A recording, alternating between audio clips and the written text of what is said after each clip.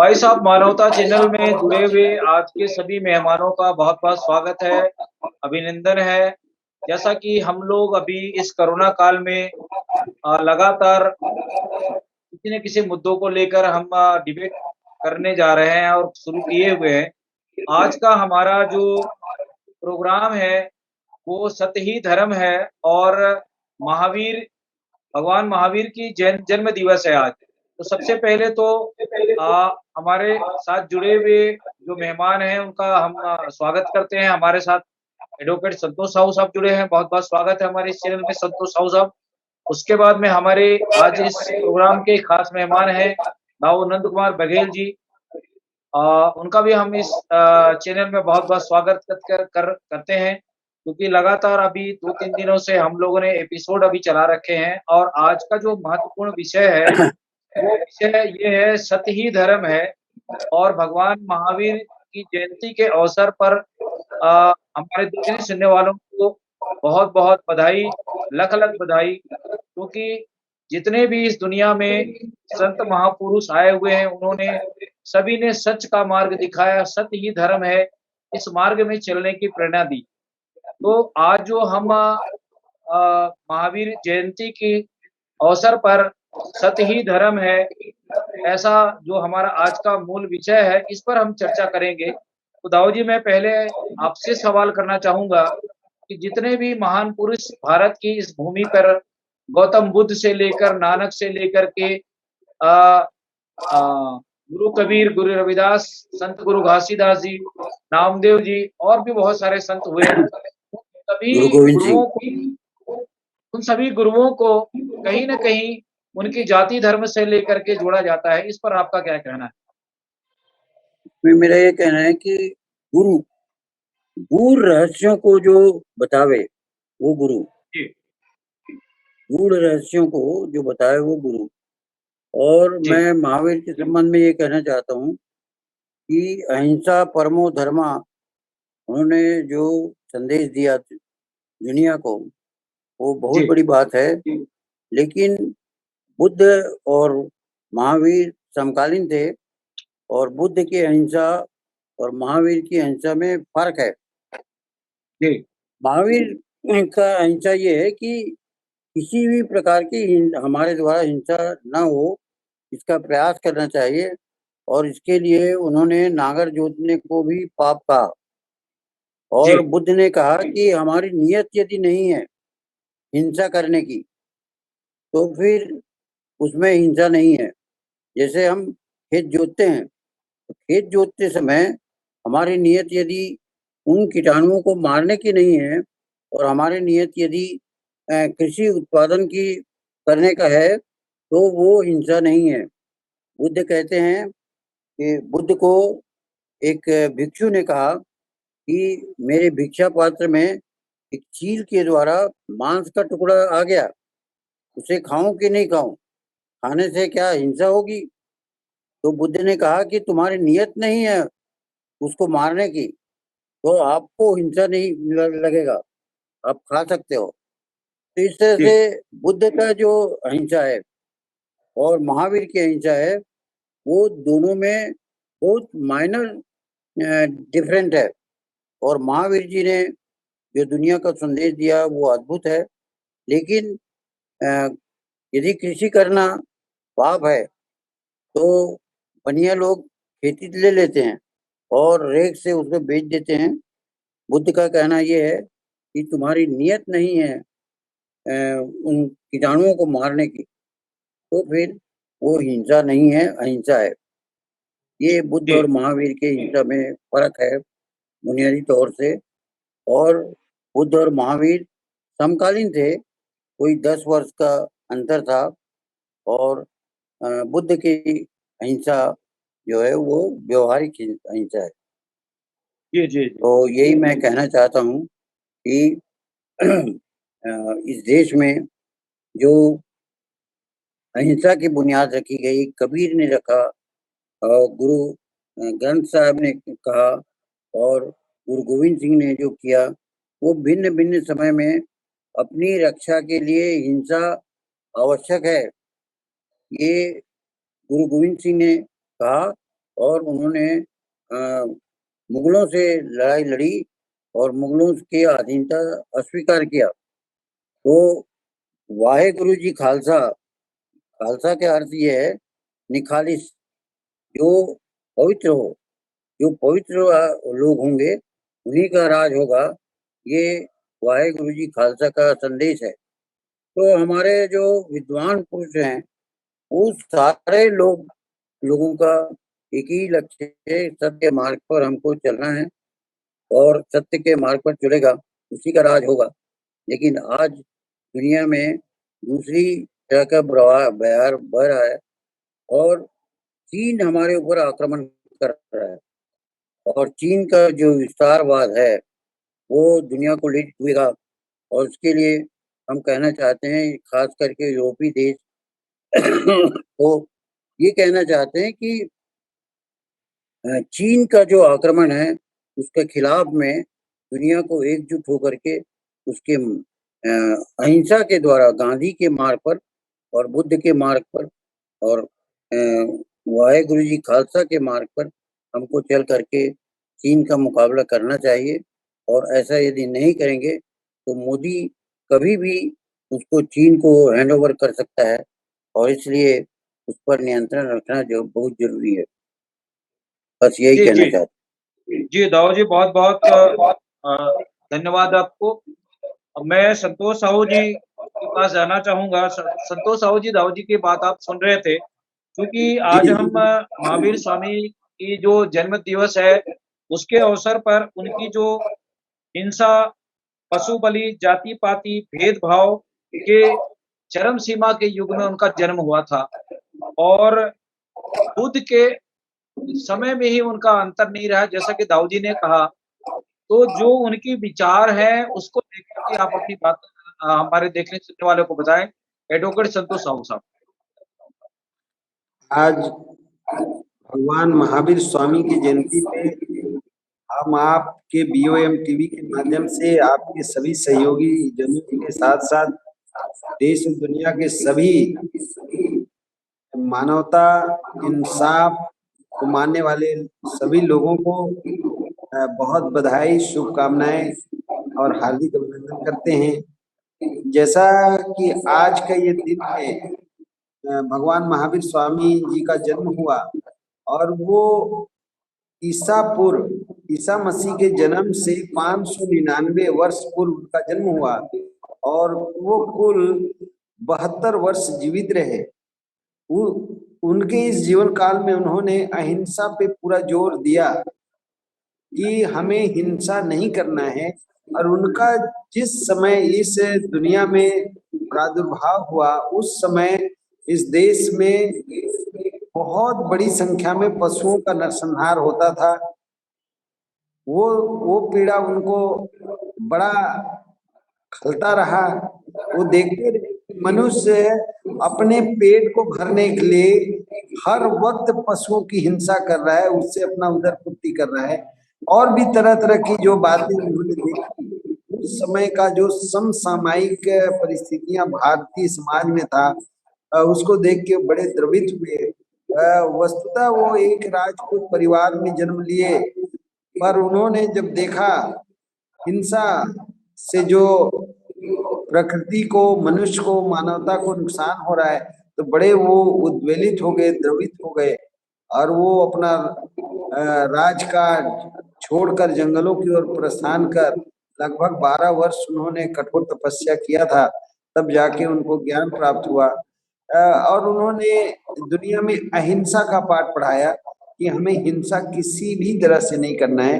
पर मैं अभी बात सुन रहा था माननीय नंद कुमार बघेल जी, हम सबके प्यारे बाबूजी का, कि हिंसा अगर हम जानबूझ के नहीं कर रहे, अकारण, अगर उन्होंने इतना अच्छा जवाब दिया कि अगर हम खेतों में हल चला रहे और हल चलाने के बाद ही उसमें बीज डालेंगे और बीज के बाद फसल होगा और इस प्रक्रिया में अगर पतंगे जो भी उसमें आएंगे खेतों की तैयारी में, अगर वो अकारण उनकी जान जाएगी तो ये हिंसा की श्रेणी में नहीं आएगा।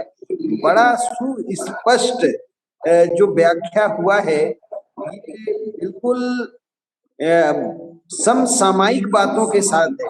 इस समय क्या जरूरत है, हाँ हम अपने मन से, क्रम से, वचन से अगर किसी के ऊपर हम हिंसा नहीं कर रहे हैं। महावीर स्वामी जी ने तो यहाँ तक कहा कि अगर हम चल रहे हो, चींटी भी हमारे पैर से दब जाए वो भी हिंसा है। और हम श्वास ले रहे हैं, अगर श्वास में कोई कीटाणु तक हमारे मुंह में प्रवेश कर जाए वो भी हिंसा है। वो हमेशा कपड़ा बांधने की बात कहे, और बहुत सारा उनका जो पैगाम है उससे हम देश और दुनिया के लोगों को सबक लेने की जरूरत है।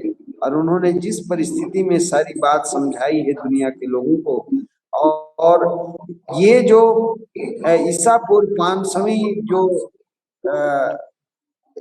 काल है, जो समय है, उनके कुछ ही समय के अंतराल में भगवान गौतम बुद्ध का भी अवतरण हुआ देश में।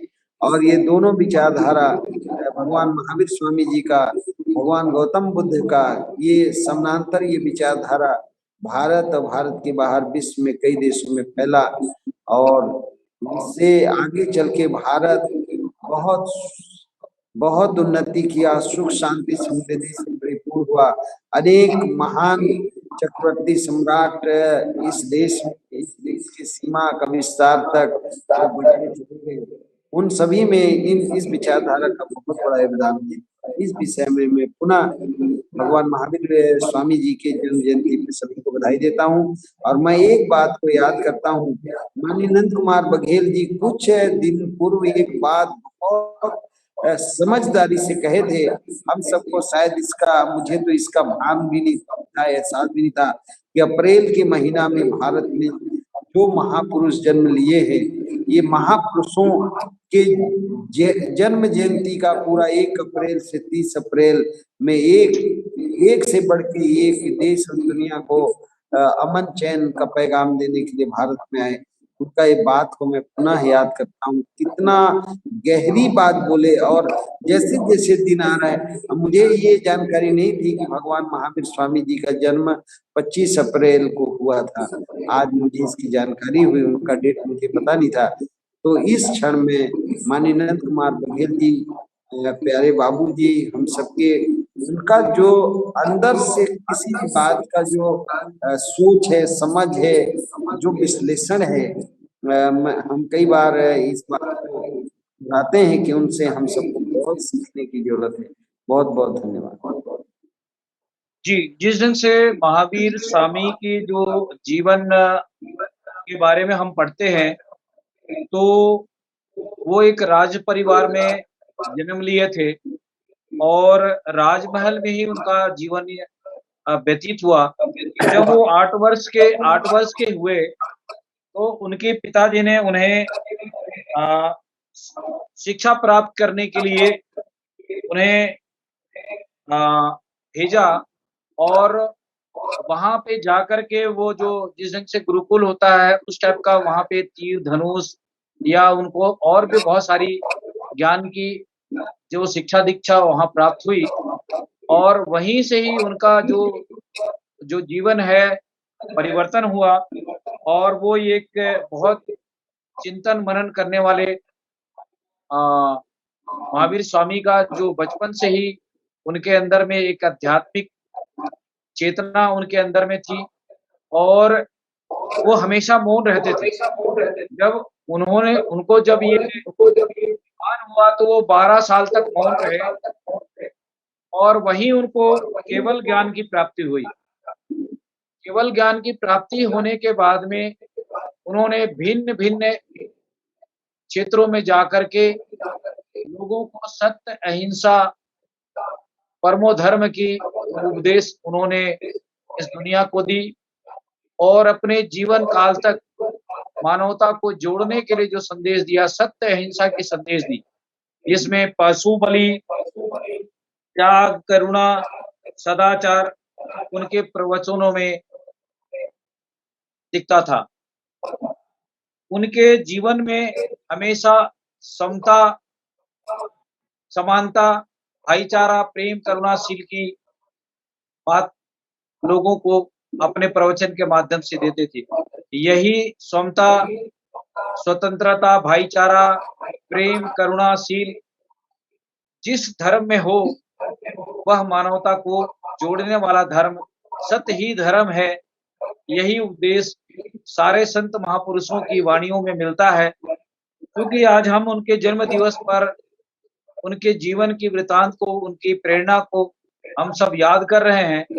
और आज हमारे बीच में सबसे वरिष्ठ अनुभवी हम सब के प्यारे परम आदरणीय दाऊ नंद कुमार बघेल जी, जिन्हें हम दाऊ प्यार से बोलते हैं, हम उनसे ही ज़्यादा सुनना चाहते हैं, क्योंकि उनके अंदर में जो इतने लंबे वर्षों का अनुभव है, ज्ञान है, उनके इस ज्ञान को हमारे देखने सुनने वाले लगातार उनके विचारों से अभिभूत हो रहे हैं। दाऊ जी, हम महावीर स्वामी के जो जीवन का जो प्रमुख उद्देश्य है, उनके इस विचारों को बहुत सारे देश दुनिया में जिस ढंग से गौतम बुद्ध के विचारों को लोग मानते हैं, उसी टाइप का महावीर स्वामी की भी बात को सच के राह बताने के कारण उनको भी जाना जाता है। चूँकि आज उनका जन्म दिवस है और जो संदेश, जो मार्ग बहुत भगवान बुद्ध ने, महावीर स्वामी ने जो बताए हैं, उसकी विस्तार को लेकर आपने जो शुरुआत में बात रखी, वो बहुत प्रेरणास्पद है। क्योंकि हिंसा, अहिंसा ये दो ही जीवन के मार्ग में इंसान को आगे लेके जाती है। और आज की परिस्थितियों पे जो महावीर स्वामी का जो जीवन है, उसके जो प्रेरक उद्देश्य है, उसको आप किस नजरिए से देखते हैं? इसमें मेरा ये कहना है कि महावीर स्वामी की जो अहिंसा है, गांधी की जो अहिंसा है और बुद्ध की अहिंसा है, ये और ये गुरु गोविंद सिंह की अहिंसा है, ये सारे जीवन को जीने का एक रास्ता है, तरीका है। और गुरु गोविंद सिंह ने ये कहा कि चिड़ी से बाज लड़ाऊं तब गुरु गोविंद सिंह का हूँ। अत्याचारी यदि अत्याचार हमको कर रहा है, हमारे ऊपर कर रहा है, जबरदस्ती कर रहा है, तो उसको हमको नहीं मानना चाहिए। और जो गिरे हुए लोग हैं, जो अछूत हैं, जो समाज जिसको अछूत मानता है, उसको गुरु गोविंद सिंह ने इकट्ठा किया, पंच प्यारे चखाया और उसको सरदार बनाया और उसको लड़ने के लिए योग्य बनाया। और न केवल वो हिंदुस्तान का सरदार बना, बल्कि पूरे दुनिया का सरदार बना। तो हमारा ये कहना है महापुरुषों से कि केवल अहिंसा से काम नहीं चलेगा। जो हमारे ऊपर अत्याचार करता है, उसका प्रतिकार करना भी हमको सीखना चाहिए। गांधी जी ने क्या कहा कि हमारा कपास और हमारा कपड़ा और मैनचेस्टर में जाके बने और वहां से कपड़ा आए और हम उसको पहने, ये गलत है। हम मैनचेस्टर में अपना कपास नहीं भेजेंगे, अपना चरखा और तकली से हम सूत काटेंगे और उसको पहनेंगे। और मैनचेस्टर का कपड़ा जला दिया और इसके कारण सरदार वल्लभ भाई पटेल ने जो किया कि हम ब्रिटिश सेना में भर्ती नहीं होंगे। और दाऊ जी, मैं एक मिनट आपको, दाऊ जी आपका चेहरा, हेलो एक मिनट, आपकी जो चेहरा है कट रहा है दाऊ जी, आपका जो सिर है वो थोड़ा कट जा रहा है, इसलिए थोड़ा ठीक से रखें उसको, क्योंकि आपके चेहरा को दुनिया के लोग देख भी रहे हैं, इसलिए आपका चेहरा कटना नहीं चाहिए। बस अभी ठीक है। तो हमारा एक बात ऐड करना चाहता हूँ इसमें, ये जो गांधी का जो अहिंसा है दूसरे प्रकार की है। गुरु गोविंद सिंह जी की जो है ना लड़ाई अलग है, गौतम बुद्ध की अलग है। इनमें थोड़ा ध्यान रखे कि गांधी तो सिर्फ जातिवादी रहा, उसने अम्बेडकर के अम्बेडकर धोखा दे करके उनको गुमराह करके उनको जो आगे भारत के मूल निवासी थे उनको हक छीना। तो गांधी की अहिंसा में बहुत फर्क है, उनको जो गुरुओं की जो बात है वो अलग है। इसको थोड़ा ध्यान रखें, इनके साथ में इनके वो न करें, क्योंकि गांधी जो है ना, गांधी एक नंबर का छोटा और क्या कह सकते हैं, मक्कार भी कह सकते हैं, क्योंकि इसमें इन्होंने स्टेटमेंट दी थी। क्या नाम, जो पाकिस्तान के प्रधानमंत्री रहे शुरू में, क्या नाम उनको, उन्होंने कहा था कि गांधी जब भी मेरे पास में आया चीट करना है। अरे आप अच्छी तरह जानते हैं जब भी पूना पैक्ट हुआ है उससे क्या निकला है, उसमें धोखा दिया लोगों ने। जिस वक्त भारत के मूल निवासियों को कुछ मिलने वाला था उसको गांधी ने मरना मत रखा, गांधी की जान बचाने के लिए डॉक्टर अम्बेडकर ने वो किया था। थोड़ा ध्यान रखिए इस बात का, ये सब अलग अलग है। तो जो मेघराज जी मैं आपको थोड़ा सा इस पर टोकना चाहूंगा, क्योंकि हम अगर किसी को भी अगर अपने इस चर्चा में शामिल करते हैं तो हमें मर्यादित भाषा का भी प्रयोग करना चाहिए, इस बात का थोड़ा ख्याल रखें। बहरहाल दाऊ जी, अभी मेघराज जी ने जो चर्चा करी उसके बारे में हम आपसे जानना चाहेंगे, या मैं संतोष साहू जी के पास जाना चाहूंगा, क्योंकि जो मेघराज जी ने अपनी बात रखी उस पर संतोष साहू जी अपनी टिप्पणी दें। मैं इस विषय पे कहना चाहता हूं कि समय के अनुसार परिस्थिति जन हमें निर्णय लेना पड़ता है, अपने लिए ही नहीं बल्कि एक सर्वसाधारण के लिए, पूरे देश और दुनिया के लिए। महावीर स्वामी भगवान गौतम बुद्ध जिस रास्ते पे चल के देश और दुनिया में जो इंसानियत को स्थापित कर पाए, दुनिया में इंसान, मनुष्य, मानव का जो जीवन है, मनुष्य क्या है, मनुष्य भी पृथ्वी के अंदर अन्य जीवों की तरह ही एक जीव है, पर हम अन्य जीवों से विकसित हैं, हमारे अंदर विवेक है। विवेक ही हमें पशु से, पक्षियों से, हम मनुष्यों को भिन्न करता है। पर इसका ये मतलब नहीं है कि मनुष्य पूरे प्रकृति का विनाश कर दे। मनुष्य को जीने के लिए भी एक मर्यादा हमारे महापुरुषों ने तय की, और भगवान गौतम बुद्ध ने तो जो बातें रखी है दुनिया के अंदर, वो कितना महान है। पहली बार इंसानों को बिल्कुल उनको जीवन जीने के लिए जो प्रेरणा उन्होंने दी, जिन बातों के लिए वो संघर्ष किए, और एक निश्चित रूपरेखा वो तय किए कि इंसानों को इस दायरे से बाहर भरसक कोशिश करें कि वो ना जाएं। तो मैं इस विषय पे कहना चाहता हूँ, अहिंसा की जो परिभाषा है वो हर एक लोगों के लिए अलग अलग है। अब अगर हमें सर्प काट लिया तो हम सर्प को क्या करें? अगर शेर सामने है और हमको प्रतिरक्षा करना है तो ऐसी परिस्थिति में हम क्या करें? तो माननीय बाबूजी का जो कहना था वो 100 बातों का एक बात जो बोले कि हमको खेती में हल चलाना है, और अकारण अगर उसमें कोई जीव जंतु आके नष्ट होते हैं और उसको अगर हिंसा माना जाए तो ये गलत है। वो अकारण अगर हिंसा हुई वो हिंसा नहीं है, वो अहिंसा की ही श्रेणी में आएगी।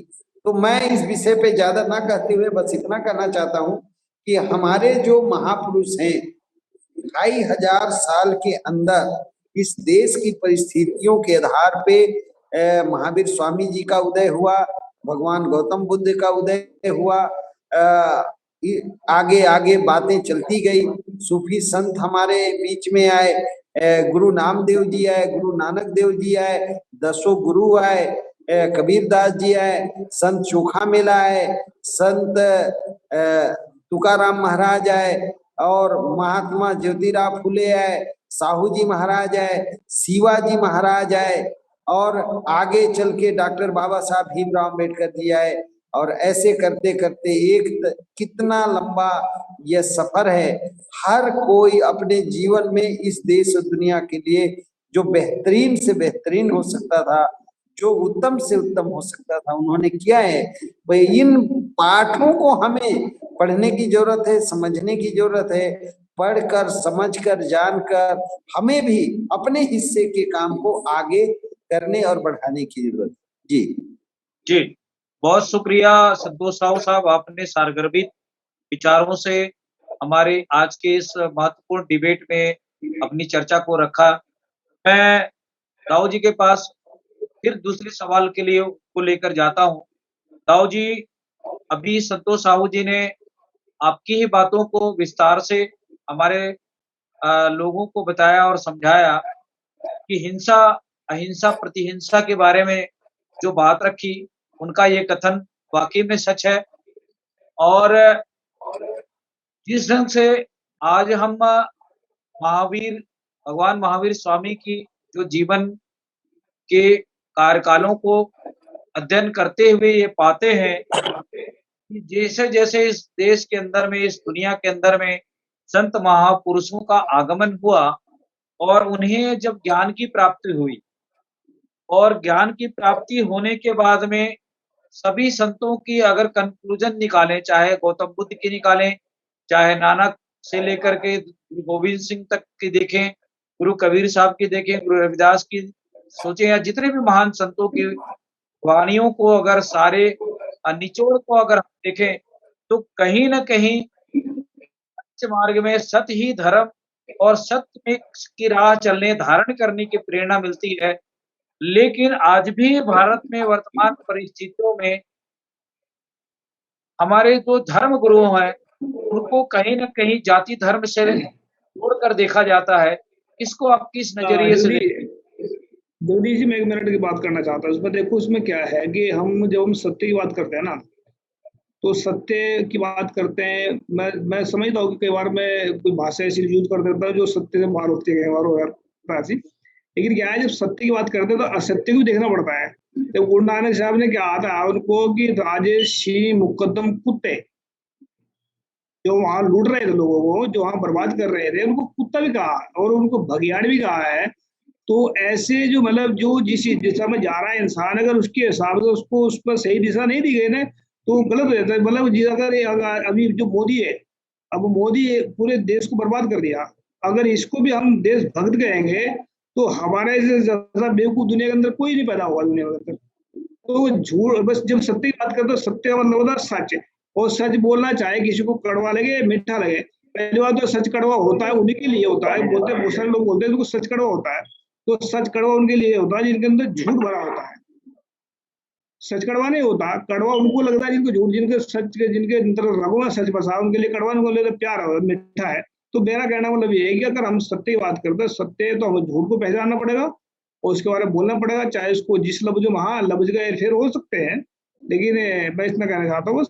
बाकी आप सही बात कर रहे हैं, सत्य की बात कर रहे हैं। हम जो महावीर जयंती की बात करी आपने या गौतम बुद्ध की, हम आने वाले वक्तों में इनके सभी के जीवन की गाथाएं चलाना चाहेंगे, वीडियो में और ऑडियो में, वॉइस मानव तो सबको एक साथ लेकर आ रहा है। और ये गौतम बुद्ध तक, गौतम बुद्ध से लेकर के डॉक्टर अम्बेडकर और काशीराम तक जो इतिहास है, ये सबका आएगा इसमें। तो मैं इतना कहना चाहता हूँ। Thank you so much. सत श्री अकाल। ये बहुत शुक्रिया मेघरा साहब, आपने बात को बहुत अच्छे से हमारे लोगों को बताया। मैं संतोष साहू जी हमारी मेघरा जी की बात सुन रहे थे, उनकी इस तर्क से आप कितना सहमत हैं मेघरा जी की? अब कोई हद दर्जे का मानवता के विरोध में कार्य करने लगे, पशु पक्षियों से हिंसा करने लगे, मानवता का सर्वनाश करने पे उतारू हो जाए, तो क्रिया का प्रतिक्रिया होगा। इस देश में इतने महान संत और जो हमारे महापुरुष हुए, भगवान महावीर का तुलना दुनिया में नहीं किया जा सकता। भगवान गौतम बुद्ध को बुद्धत्व के बाद उन्होंने जो देश और दुनिया के लिए किया वो अतुलनीय है, तुलना नहीं किया जा सकता। हमारे 10 गुरुओं का जो कार्य है, उनकी जो त्याग है, इतने बर्बर और हिंसक मुगल सल्तनत के विरोध में वो खड़े होकर अपनी जान की कुर्बानी लगाकर भारत में मानवता को और इंसानों को उन्होंने जो मदद किया है, रक्षा किया है, पूरा सर्वस्व कुर्बान करके इस देश के लिए वो खड़े हुए। और फिर आगे जाके जो परिस्थितियां बदली, तो समसामयिक परिस्थितियों में निर्णय लेना पड़ता है। और दुष्ट को दुष्ट अगर दुष्टता कर रहा है और उसका विरोध तो करना ही होगा। आज जैसे भारत की परिस्थितियां हैं, भारत सरकार में जो बैठे हुए लोग हैं, आप देखिए किस तरीके से इस देश को नोटबंदी अचानक रात को 8 बजे आए और 12 बजे भारत का करेंसी बंद कर दिया गया। उससे पहले जो प्रोपेगेंडा मीडिया के माध्यम से जितने भी प्रचार माध्यम हैं, काला धन है, काला धन है, काला धन है, एक माहौल बनाया गया। और अचानक भारत की करेंसी को बंद कर दिया गया और देश को कोई सूचना नहीं। वो काला धन अभी तक पता नहीं है कि भारत सरकार कुल रिजर्व बैंक के माध्यम से जितना पैसा वो बनाया था उतना से भी कम पैसा बैंकों में आया है। तो काला धन कहाँ गया? उससे पूरे देश की अर्थव्यवस्था किस हालत में है हम सब लोग उसको देख रहे हैं। अभी जीएसटी की बात आई है, जीएसटी में जो चिल्लर दुकान वाला है वो अलग उसका टैक्स लेता है, थोक वाला अलग लेता है, वो क्या हो रहा है अभी तक हम लोगों को पता नहीं है कि जीएसटी का मूल मामला क्या है, इससे क्या फायदा हो रहा है देश को। अभी देखिए लॉकडाउन कर दिया गया 22 मार्च 2020 के बाद जो एक जनता कर्फ्यू लगाया गया, इसके बाद जो बातें आगे आई अचानक 24 तारीख को जो पूरा भारत को एकाएक बंद कर दिया गया। लाखों करोड़ों लोग कितना मुसीबत को झेले हैं पैदल। जिस देश में दुनिया का सबसे ज्यादा साधन संसाधन हो वहां हजारों किलोमीटर छोटे छोटे बच्चों को लेके जाना पड़ा है। ये सारा जो निर्णय है इन निर्णयों को हम किस नजरिए से देखें और ऐसे एकाएक निर्णय लेने वाले लोगों के लिए हम कौन से शब्द का उपयोग करें, तो ये बात बहुत समझना है। अभी जैसे छत्तीसगढ़ में पूरा देश के 2800 राज्यों की अर्थव्यवस्था एकदम डगमगा रहा है, पर हमारे छत्तीसगढ़ में देखिए एक योग्य मुख्यमंत्री माननीय भूपेश बघेल जी के सरकार में 25 रुपए किलो धान, वो छत्तीसगढ़ ही नहीं भारत कृषि प्रधान देश है, इसे कृषि के ऊपर पूरा देश का सारा दारोमदार टिका हुआ है। अभी छत्तीसगढ़ में 25 रुपए धान वो दे रहे, इस महामारी के समय में भी वो दिए हैं और बोनस दे के उसको पूरा कर रहे हैं, पीछे वर्ष भी दिए। और एक और बहुत खास बात है छत्तीसगढ़ में कि हमें प्रकृति के अंदर पृथ्वी के ऊपर के संसाधनों को ज्यादा से ज्यादा दोहन करें ताकि नीचे की संपत्ति को बचाकर हम आने वाले पीढ़ी को सौंप सके। इतना संपदा हमारे धरती के ऊपर है। वो जो योजना लाया गया नरवा जो छोटी छोटी नाला है उसका पानी का दोहन किया जाए, फिर जो हमारा पशुधन है उसका दोहन किया जाए, पशुओं के माध्यम से जो जैविक खाद है उससे बड़ी बड़ी घातक बीमारी रासायनिक खाद कीटनाशक दवाओं से हो रहा है उसको रोका जा सके। कितना बड़ा बड़ा बात होता है। अच्छे कार्य करने वाले और अच्छे कार्य के आड़ में जो लोग गलत दिशा देने वाले लोग, इसमें तो आदमी को अपनी बात रखना पड़ता है। फिर भी शब्दों की एक मर्यादा है। मानव एक सभ्य और विकासशील प्राणी है और उससे ही देश और दुनिया चलता है, तो एक मर्यादा का ख्याल रखना पड़ता है। पर दिल में जो दर्द है वो शब्दों के माध्यम से आता है। बहुत बहुत धन्यवाद जी, बहुत शुक्रिया संतोष साहू साहब। दाऊ जी, मैं दाऊ जी के पास फिर जाना चाहूंगा। दाऊ जी, जिस ढंग से भारत के महान संतों गुरुओं को विभिन्न जाति धर्म के रूप में जोड़ा जाता है, इसको आप किस नजरिए से देखते हैं? जिस ढंग से अभी हम महान भगवान महावीर स्वामी की बात करें तो इन्हें जैन धर्म के गुरु के रूप में देखा जाता है। अगर गुरु नानक और दशमेश गुरु जी की बात करें तो सिखों के गुरु कहे जाते हैं। छत्तीसगढ़ में संत गुरु घासीदास जी जिन्होंने मन के एक बराबर का संदेश दिया, उन्हें सतनामियों के गुरु, तो ऐसे महान जैसे गुरु कबीर साहब हैं उसको भी एक जाति धर्म के रूप में देखा जाता है। गुरु रविदास संत जी पैदा हुए उनको भी, तो इसको आप किस नजरिए से देखते हैं? महान गुरुओं को महान संतों को जाति धर्म से रहित होना चाहिए, उन्हें भी जाति धर्म के रूप में जोड़ा जाता है, इसको आप किस दृष्टि से देखते हैं? इसमें हमारा स्पष्ट राय है कि केवल एक ही सिद्धांत काम नहीं आता। जैसे हम अहिंसा करें और हमारे ऊपर प्रतिकार हो, हमारे जीवन को जीना मुश्किल हो, तो फिर उसका प्रतिकार दूसरे असहयोग से किया जाए। और ऐसा गांधी जी ने कहा जिसका प्रतिवाद किया गया, ये गलत है। गांधी जी ने जिन परिस्थितियों के मुताबिक अंग्रेजों से यहाँ के ब्रिटिश शासन को भगाया, हटाया यहाँ से, वो अद्वितीय है। क्योंकि जब जवाहरलाल नेहरू ने चीन से किया पंचशील के सिद्धांत पर हिंदी चीनी भाई भाई का 1963 में मुंबई में हम लोग प्रदर्शन किए और चीन ने वहां से जाकर के आक्रमण कर दिया। ब्रह्मपुत्र नदी हमारा है, उसको कब्जा कर लिया।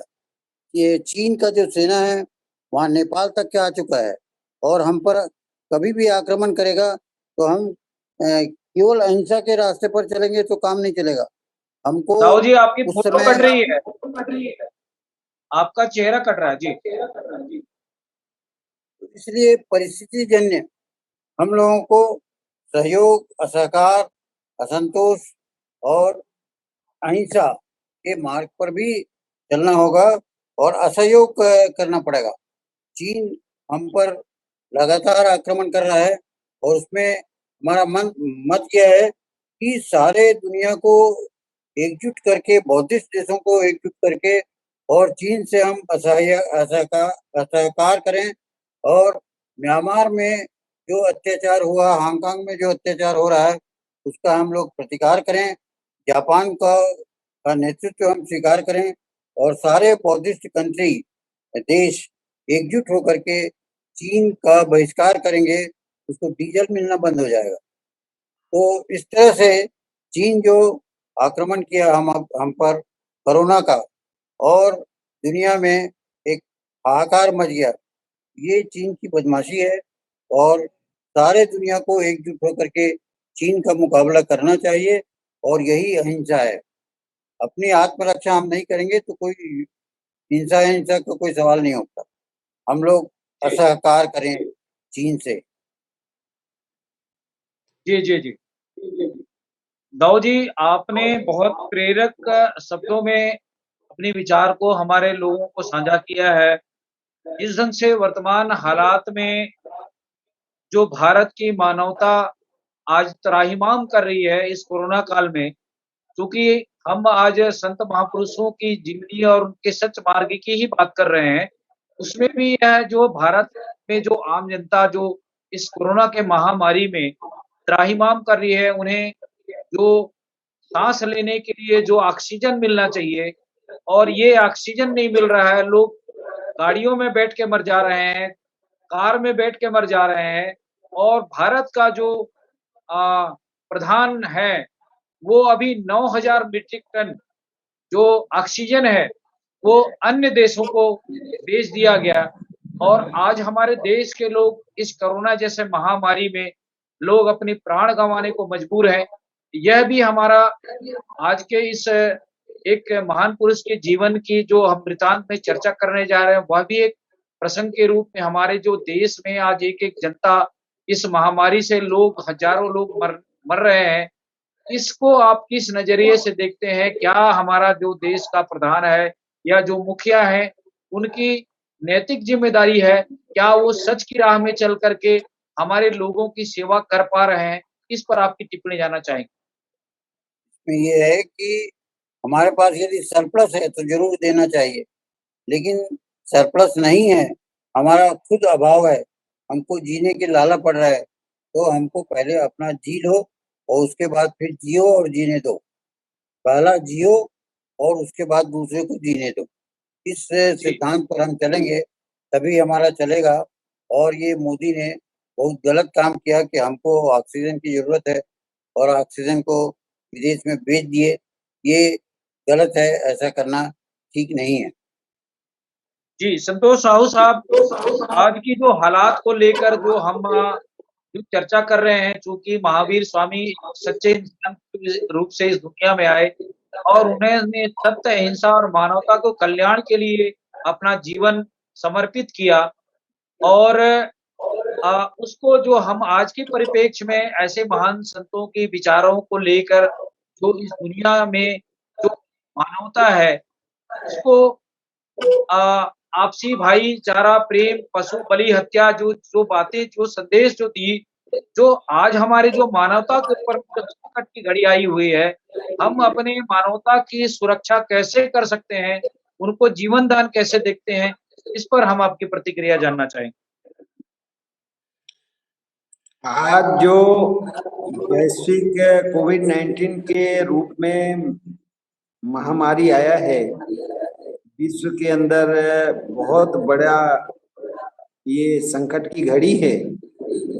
और ऐसे संकट की घड़ी में हमें व्यक्ति व्यक्तिगत स्वार्थ से ऊपर उठ के हमें हर एक जो हमारा सामर्थ्य है, जो हम कर सकते हैं, हम ज्यादा से ज्यादा मानवता को बचाने के लिए हमारा योगदान होना चाहिए और ऐसा लोग कर भी रहे हैं। पर एक जो बातें हैं कि भारत का जो स्थिति आप देखिए कि इस देश में कुछ चुनिंदा मुट्ठी भर भी ना बोले, वो लोग इतना ज्यादा धन लोलुपता में फंसे हैं कि हजारों लाखों लोगों के हिस्से का एक एक आदमी बटोर लिया है।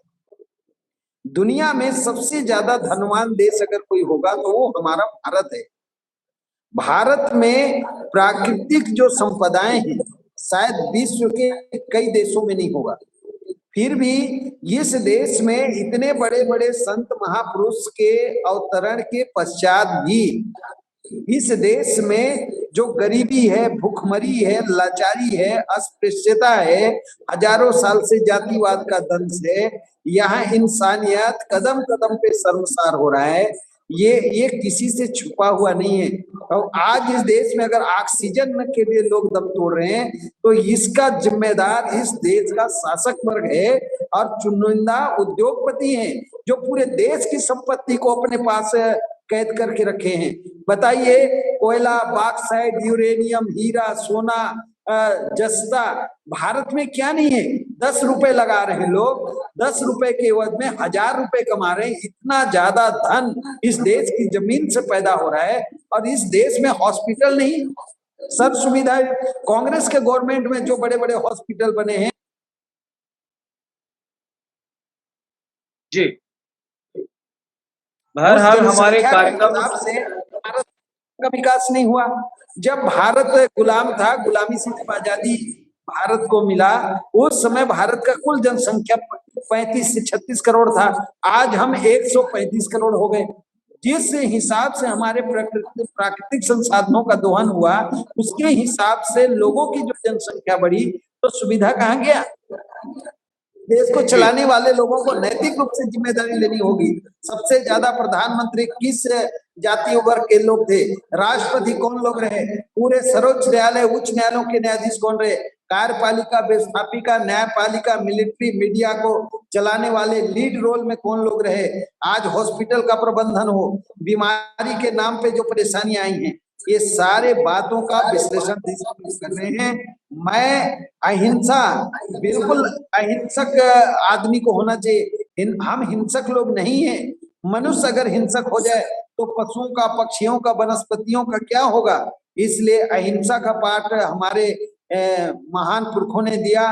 भगवान महावीर स्वामी जी का जो आज जयंती है, हमें हर तरह से प्रकृति के हर जीव जंतु के प्रति उदार होना होगा। और अगर इस बात को इस देश में लोग मानने लगे तो आज इतने संसाधन होने के बाद भी इस देश की जो मुसीबत पैदा हुई है, ये शायद भगवान महावीर का लोग बातों को मानते, भगवान गौतम बुद्ध के बातों को मानते तो इतने संसाधन के बाद लोग सड़कों पे दम तोड़ते नहीं। ये बात समीक्षा होनी ही चाहिए।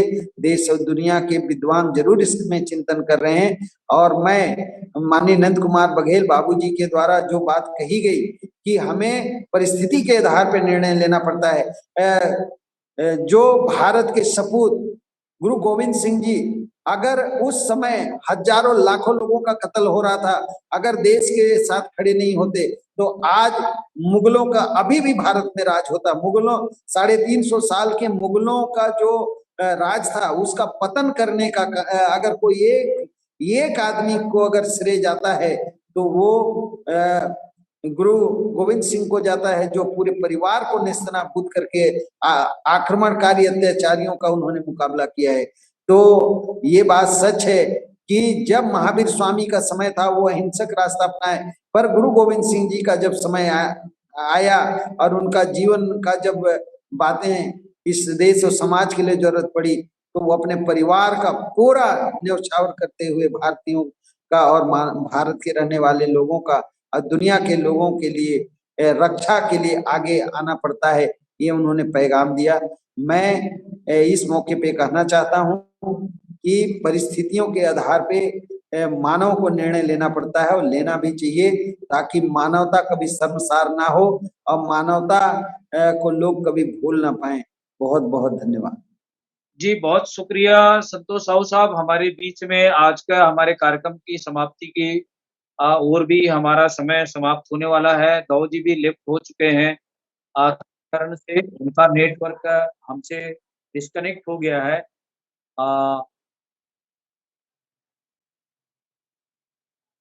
हेलो। जी जी। मैं अंतिम प्रतिक्रिया के रूप में, चूंकि आप सबने अपनी अमूल्य समय देकर के आज महान संत कहे जाने वाले भगवान महावीर स्वामी की जन्म दिवस के अवसर पर विस्तार से चर्चा की। अंतिम प्रतिक्रिया के रूप में मैं संतोष साहू जी आपका 1 मिनट का समय लूँगा और आप इस कार्यक्रम की समाप्ति की ओर हम बढ़ रहे हैं और 1 मिनट में अपनी बात को रख करके आज के इस डिबेट की सारांश के रूप में रखें। आज देश और दुनिया को अहिंसा का पाठ पढ़ाने वाले भगवान महावीर स्वामी जी का जयंती है। उन्होंने देश और दुनिया के लिए जो मार्ग प्रशस्त किया, जो अहिंसा का संदेश दिया, उस पे चल के हम बहुत अच्छी तरह से प्रकृति के साथ मिलकर अपने जीवन को जी सकते हैं, सभी को सुख शांति दे सकते हैं। उनके बताए हुए रास्ते पे उनको पढ़कर, उनको समझकर, उनको सुनकर हमें उनके बताए रास्ते पे अमल करना चाहिए और हम सब ऐसा कर पाएंगे। ऐसी आशा करते हुए मैं अपनी वाणी को विराम करता हूँ। आप सब बहुत लोग बहुत धन्यवाद संतोष साहू साहब। आदरणीय दाऊ नंद कुमार बघेल जी का भी हम इस महत्वपूर्ण समय देने के लिए उनका भी धन्यवाद करते हैं और आज के इस महत्वपूर्ण डिबेट की हम कार्यक्रम की समाप्ति की घोषणा करते हैं। हमारे देखने सुनने वालों को हम निवेदन करेंगे कि भाई साहब मानवता से आप लगातार जुड़े रहें। हम लगातार महान पुरुषों के वार्तकों को लेकर डिबेट कर रहे हैं। वाहिगुरु जी का खालसा, वाहिगुरु जी की फतेह।